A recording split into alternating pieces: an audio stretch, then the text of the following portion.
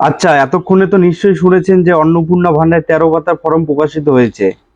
সেই ফর্মটি আপনারা কিভাবে লিখবেন বুঝতে পারছেন না? এত বড় ফর্ম দেখে ভয় পাচ্ছেন? এত বড় ফর্ম দেখে ভয় পাওয়ার কিন্তু কিছু নেই।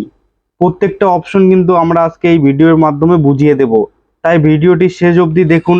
আশা করি এই ভিডিওটি দেখার পর আপনার ফর্ম ফিল আপ করতে কোনো রকম অসুবিধা হবে না।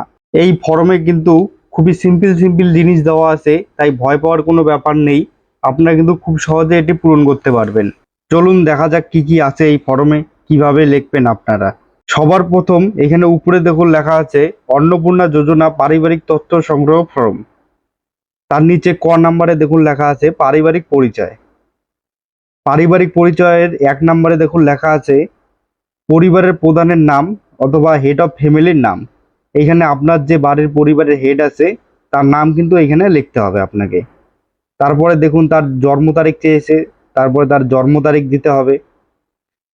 তারপর পারিবারিক প্রধানের লিঙ্গ, পুরুষ মহিলা, যদি পুরুষ হয় পুরুষ দিবেন, যদি মহিলা হয় মহিলা দিবেন। তারপরে পরিবারের প্রধানের আধার কার্ড নাম্বার, এইখানে তার আধার কার্ড নাম্বারটি বসিয়ে দেবেন। আধার কার্ড নাম্বার বসানোর পর ডিজিটাল রেশন কার্ড, পরিবারের আইডি যদি থাকে, এই পরিবারের আইডিটি এইখানে, রেশন কার্ডের আইডিটি এইখানে বসিয়ে দিতে হবে।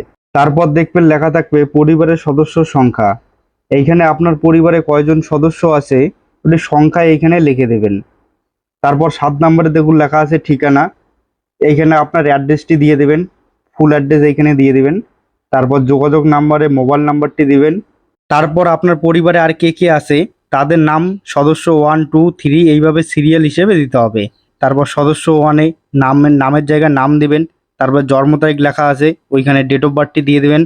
তারপর পুরুষ না মহিলা দিয়ে দেবেন। তারপর আধার নাম্বার। আর এই দিকে ডান দিকে দেখুন লেখা আছে যে বয়স 5 বছরের কম হলে আধার কার্ডে এনে চিহ্নটি চিহ্নিত করুন। তার মানে যদি বাড়িতে কোনো যদি বাচ্চা থাকে 5 বছরের নিচে, নাম লিখবেন, তার জন্ম তারিখ লিখবেন, লিঙ্গ লিখবেন, আধার কার্ডের ওইখানে না লিখে দেবেন এনে। আর পাশে দেখুন লেখা আছে যে অন্নপূর্ণা যোজনার জন্য আবেদন করা হচ্ছে। যদি হেড অফ ফ্যামিলি আবেদন করে তাহলে হ্যার পাশে টিক চিহ্ন দিবেন। আর যদি সদস্য 1 করে ওই যে হ্যাতে টিক চিহ্ন দিবেন। এইভাবে যে আবেদন করবে তার ওইখানে টিক চিহ্ন দিতে হবে। যে আবেদন করবে না তার ওইখানে কিচ্ছু দিবেন না। এইভাবে সদস্য 1, সদস্য 2, সদস্য 3 যে কজন পরিবারে আপনার সদস্য আছে সবার নামটি দিয়ে দেবেন। তারপর দেখুন 10 নম্বরে লেখা আছে পরিবারের প্রধান এবং পরিবারের সকল প্রাপ্তবয়স্ক সদস্যের ব্যাংক অ্যাকাউন্ট। এইখানে কিন্তু সবার প্রথমে দেখুন লেখা আছে head of family. Head of ফ্যামিলিতে যাকে দিয়েছেন তার ব্যাংক অ্যাকাউন্ট দিতে হবে। তার ডান দিকে দেখুন লেখা আছে ডিবিডি লিঙ্ক যুক্ত ব্যাংক অ্যাকাউন্টটি দিতে হবে। আপনার যে ব্যাংকের সাথে ডিবিডি লিঙ্ক করা আছে আপনারা আপনাদের ওই ব্যাংকগুলোই কিন্তু এইখানে দিতে হবে, ব্যাংকের অ্যাকাউন্ট নাম্বার, আইএফসি কোড আর ব্যাংকের নাম। এইভাবে হেড অফ ফ্যামিলি, সদস্য 1 2 3 এইভাবে সকলের ব্যাংক অ্যাকাউন্ট নাম্বার দিয়ে দিবেন। তবে যদি বাড়িতে বাচ্চা থাকে তাহলে তার ব্যাংক অ্যাকাউন্ট নাম্বার দিতে হবে না। তারপরে দেখুন 11 নম্বরে লেখা আছে এপিক এবং সকল প্রাপ্তবয়স্ক সদস্যের ভোটার তালিকার অংশ এবং নাম্বার সহ। এইখানে সিম্পলভাবে আপনাদের ভোটার কার্ডের যে নাম্বার আছে নাম্বারটি বসিয়ে দেবেন। তারপর বিধানসভার যে বিধানসভার অংশ আছে ওই অংশ নাম্বারটি দিয়ে দেবেন। হেড অফ ফ্যামিলি দেওয়ার পর তারপরে এক এক করে সবার ভোটার কার্ড নাম্বার অংশ এখানে বসিয়ে দেবেন। বসিয়ে দেওয়ার পর 12 নম্বর আছে বিভাগ। বিভাগে আপনার কি এসসি না ওবিসি না এসটি ওইটা বসিয়ে দেবেন। তারপর দেখুন খ নাম্বারে আছে রেশন কার্ড ও খাদ্য ভর্তুকি। তারপরে 1 নম্বরে দেখুন লেখা আছে আপনি কি ডিজিটাল রেশন কার্ড আছে, যদি আপনার ডিজিটাল রেশন কার্ড থাকে তাহলে হাতে রাইট চিহ্ন দিবেন, যদি না থাকে তাহলে নাতে দিবেন। যদি ডিজিটাল রেশন কার্ড থাকে তাহলে কি ক্যাটাগরি রেশন কার্ড আছে ওইটাতে এইখানে টিক মার দিবেন। আপনার যে ক্যাটাগরি রেশন কার্ড ওইখানে এইখানে টিক মার দিয়ে দিবেন। তারপর দেখুন লেখা আছে পরিবারটি রেশন দোকান থেকে মাসিক রেশন তোলে কিনা। যদি আপনারা প্রতি মাসে রেশন তোলেন তাহলে এখানে হাতে ক্লিক করবেন, না তুলে নাতে ক্লিক করবেন। তারপর দেখুন নম্বরে দেওয়া আছে সম্পদ। সম্পদের 1 নম্বরে দেওয়া আছে বাড়ির ধরন। আপনার বাড়ি কি 3 বা তার বেশি পাকা ঘর রয়েছে? যদি আপনার থাকে তাহলে হাতে ক্লিক করবেন, যদি না থাকে আপনি নাতে ক্লিক করবেন। এইখানে সব কিন্তু সঠিক তথ্য দিবেন। এই তথ্যগুলো কিন্তু ভেরিফাই করবে সরকার থেকে, তাই আপনারা ভুল ভুল কিছু দিবেন না, যা সত্যি তাই দিবেন। তারপর 2 নম্বরে আছে পারিবারিক জমির মালিকানা। যদি জমি থাকে আপনাদের তাহলে হাতে রাইট চিহ্ন দিবেন, যদি না থাকে তাহলে নাতে রাইট চিহ্ন দিবেন। তারপর 4 নম্বর পেজে চলে যাবেন। 4 নম্বর পেজে যাওয়ার পর 3 নম্বর অপশনটি দেখতে পাচ্ছেন, পরিবারের সকল সদস্যর জমির মোট পরিমাপ কত। আপনাদের সকলের মিলে কত শতক জমি আছে এ শতক হিসেবে এইখানে বসিয়ে দেবেন, যে কত শতক জমি আছে আপনাদের সকলের মিলে। তারপর 4 নম্বরে আছে যানবাহন। আপনি বা আপনার পরিবারের কোনো সদস্য কি অবাণিজ্যিক মোটর চালিত 4 চাকা গাড়ি আছে? যদি আপনাদের 4 চাকা গাড়ি থাকে তাহলে হাতে রাইট চিহ্ন দিবেন। দেওয়ার পর যদি গাড়ি থাকে তাহলে আপনার কি গাড়ি আছে, গাড়ির নাম্বার প্লেট কিন্তু এখানে দিতে হবে, গাড়ির নাম্বার। আর যদি না থাকে নাতে রাইট চিহ্ন দিবেন, আর কিচ্ছু করতে হবে না। তারপর দেখুন 5 নম্বর অপশনটি আছে পারিবারিক ভিত্তিক সদস্যর স্বাস্থ্য বীমা। আপনাদের কোন কোন সদস্যর স্বাস্থ্য বীমা আছে, যদি থাকে তাহলে এখানে কিন্তু দিতে হবে যে কি স্বাস্থ্য বীমা আছে। আর যদি না থাকে তাহলে নাতে রাইট চিহ্ন দিবেন, আর কিচ্ছু দিতে হবে না। আর যদি আপনাদের স্বাস্থ্য বীমা থাকে তাহলে সরকারি না বেসরকারি সেটি কিন্তু দিতে হবে। তারপর দেখুন ঘ নাম্বার আয় ও পেশা।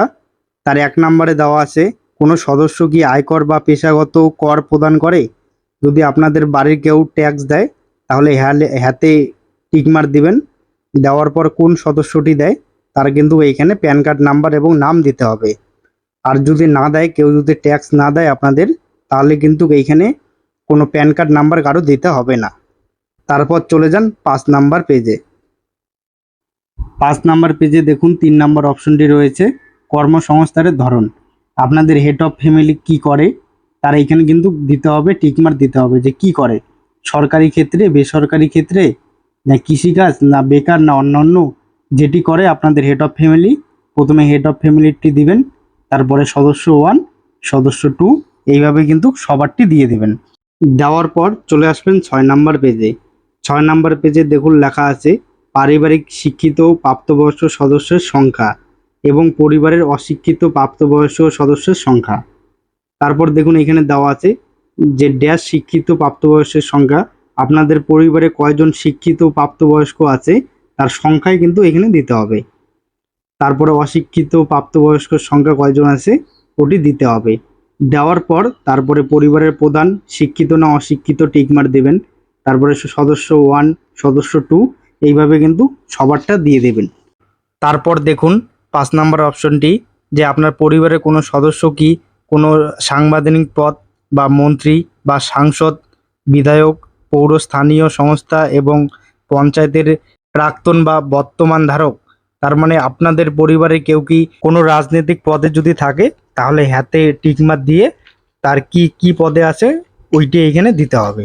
তারপর দেখুন 6 নম্বরে লেখা আছে কোনো সদস্য কি পেনশনভোগী, মানে কেউ যদি আপনার ফ্যামিলিতে পেনশন পায় তাহলে হাতে দিবেন।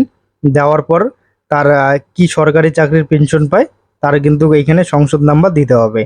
তারপর এখানে দেখুন 7 নম্বর অপশনটি কোনো সদস্য কি জিএসটির অধীনে নিবন্ধিত আছে। যদি থাকে, কেউ যদি জিএসটি ফাইল করে আপনাদের বাড়ির কেউ, তাহলে হ্যাঁ দিবেন, না করলে না দেবেন। যদি হ্যাঁ দেন তাহলে এখানে জিএসটি নাম্বারটি উল্লেখ করে দেবেন। তারপর 8 নম্বরে দেখুন পরিবারের মোট বার্ষিক আয় কত টাকা, আপনাদের বার্ষিক আয় মোট এখানে আপনি সংখ্যায় দিয়ে দেবেন। তারপর দেখুন অপশন আছে সিএ আবেদনের বর্তমান অবস্থান যদি থাকে। যদি আপনাদের সিএতে আবেদন করে থাকেন তাহলে এখানে আপনাদের বর্তমান যে স্ট্যাটাসটি রয়েছে সার্টিফিকেট নাম্বার ওইটি দিতে হবে। আর যদি না করে থাকেন সিএতে আবেদন তাহলে প্রযোজ্য নয়, এইখানে রাইট চিহ্ন দিতে হবে। এইখানে এক এক করে সব সদস্য দিয়ে দেবেন। দেওয়ার পর চলে আসবেন পরের পেজে।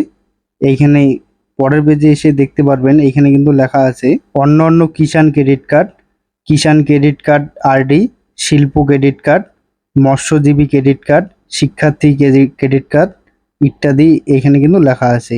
আপনাদের পরিবারে কারো যদি এইসব থাকে, ক্রেডিট কার্ড যদি কারো থাকে, শিল্পী ক্রেডিট কার্ড, কিষাণ ক্রেডিট কার্ড, তাহলে কোন সদস্যর আছে ওই ক্রেডিট কার্ডের নাম্বার দিবেন, ক্রেডিট কার্ডের আইডি সংখ্যা এবং তার ইস্যু তারিখটি এখানে কিন্তু বসিয়ে দিতে হবে। আর যদি না থাকে তাহলে কিন্তু সব ঘরগুলো ফাঁকা রাখবেন, কিচ্ছু দিবেন না। তারপর চলে আসেন 3 নম্বর অপশনে। এখানে দেখুন লেখা আছে যদি এসআইআর এ 2026-এ নাম বাদ পড়ে থাকে তবে মামলাটি ট্রাইব্যুনালে বিচারাধীন কিনা। আপনাদের এসআইআর এর যদি কারো নাম বাদ গিয়ে থাকে, যদি ট্রাইব্যুনালে আবেদন করে থাকেন, তাহলে কিন্তু এখানে দিতে হবে। যদি না করে থাকেন, কারো যদি বিচারাধীন না থাকে, তাহলে কিন্তু প্রযোজ্য নয়, এটি এইখানে রাইট চিহ্ন দিয়ে দেবেন। আর যদি থাকে তাহলে হ্যাঁ, মামলাটি বিচারাধীন এইখানে দিবেন। তারপর দেখুন 4 নাম্বার, সামাজিক মর্যাদা এবং নির্ভরশীল ব্যক্তিগণ। তারপরে 1 নম্বরে দেখুন লেখা আছে বিদ্যালয়ের অধ্যয়ন, পরিবারের সকল শিশুর বিবরণ। আপনাদের পরিবারে কয়জন শিশু আছে, শিশুগুলো স্কুলে যদি পড়ে কেউ, তাহলে কিন্তু এইখানে দিতে হবে। তারপরে সদস্য নাম্বার দিয়ে দেবেন, উপরে যদি শিশুর নাম্বার কত নাম্বার সদস্যদের দিয়েছেন ওই নাম্বার দেবেন। দেওয়ার পর শিশুর নাম, শ্রেণী, বিদ্যালয়ের নাম, কি স্কুলে পড়ে, সরকারি স্কুল, বেসরকারি স্কুল, না মাদ্রাসা, না অন্যান্য, এখানে কিন্তু টিক চিহ্ন দিতে হবে। সবার এক এক করে যতজন শিশু আছে সবারগুলো কিন্তু এখানে দিয়ে দেবেন। তারপর দেখুন 2 নম্বরে লেখা আছে শিশুর টিকাকরণের বর্তমান অবস্থা। যে আপনার যে শিশুর নাম দিলেন 1 নম্বর সদস্য, 2 নম্বর সদস্যর এখনও কি টিকা দিচ্ছেন না টিকা করা হয়নি, এখানে কিন্তু টিক চিহ্ন দিতে হবে যে বাচ্চাদেরকে ঠিকঠাক দিচ্ছেন কি না টিকাকরণ, এখানে কিন্তু দিতে হবে। তারপর 6 নাম্বার দেখুন লেখা আছে সরকারি প্রকল্পের আওতার সুবিধা। তারপর 1 নম্বরে দেখুন আপনি কি কোনো সরকারি প্রকল্পের সুবিধা ডিবিটি লিঙ্কের মাধ্যমে পাচ্ছেন। যদি পরিবারের প্রধান পেয়ে থাকে, কোনো ডিবিটি লিঙ্কের মাধ্যমে যদি কোনো সরকারি সুবিধা পেয়ে থাকে, তাহলে হ্যাঁতে ক্লিক করতে হবে। হ্যাঁতে টিক চিহ্ন দেওয়ার পর এখানে কি প্রকল্পের সুবিধা পাচ্ছে 1 নাম্বার 2 নাম্বার করে প্রকল্পর নাম লিখতে হবে। আর যদি না পেয়ে থাকে তাহলে সিম্পলি নাতে টিক চিহ্ন দিতে হবে। নিচে একটু দেখুন লক্ষ্য করে প্রকল্পর নাম 1 2 3 লেখার অপশন আছে, তার পাশে দেখুন লেখা আছে প্রত্যাহার করতে চান। আপনি প্রথমে এখানে যদি হ্যাঁ হয়ে থাকে যে কোনো ডিবিটি লিঙ্কের মাধ্যমে সুবিধা পান, এখানে প্রকল্পর নামটি লিখবেন। লেখার পর আপনি ওইটা যদি নিতে চান তাহলে কিন্তু ওইখানে রাইট চিহ্ন দিবেন না। আর যদি প্রত্যাহার করতে চান, যদি না নিতে চান, যেটি পাচ্ছেন ওইটি কিন্তু এখানে কিন্তু হ্যাঁতে ক্লিক করে দিবেন, তাহলে কিন্তু আর পাবেন না। এইভাবে সমস্ত 1 নম্বর 2 নম্বর 3 নম্বর করে সব সদস্য দিয়ে দেবেন। তারপর এখানে 2 নম্বর অপশনটি দেখতে পাচ্ছেন বাদ দেওয়া হলে কারণ, এটি কিন্তু আপনাকে লিখতে হবে না, এটি যিনি ফর্ম জমা নেবেন উনি কিন্তু এটি লিখে নেবেন। তারপর দেখুন লেখা আছে ঘোষণা ও সম্মতি। এইখানে দেখুন নিচে দেখুন সম্মত, তার পাশে দেখুন একটি বক্স করা আছে, এইখানে রাইট চিহ্ন দিয়ে দেবেন। তারপর নিচে এইখানে দেখুন স্বাক্ষর করার অপশন আছে, সই করার। এইখানে যে হেড অফ ফ্যামিলি আছে তিনি এইখানে সই করে দেবে। সই করে দেওয়ার পরে কিন্তু এইখানে ফর্মটি কিন্তু শেষ। দেখুন এখানে লেখা আছে এন্ড অফ ফর্ম, তার মানে কিন্তু এইখানে ফর্মটি শেষ। নিচে আর আপনাকে লিখতে হবে না, নিচের যে সরকারি যে আধিকারিকরা যারা জমা নেবেন তারা কিন্তু নিচেরটুক লিখে দিবেন। আশা করি আপনাদের এই ভিডিওটি দেখার পর ফর্ম ফিল আপ করতে কোনো রকম অসুবিধা হবে না। যদি আমার ভিডিওটি হেল্পফুল মনে হয় তাহলে চ্যানেলটিকে সাবস্ক্রাইব করে দেবেন, ফেসবুক থেকে যারা দেখছেন পেজটিকে ফলো করে দেবেন, আর ভিডিওটাকে লাইক করে দেবেন। ধন্যবাদ।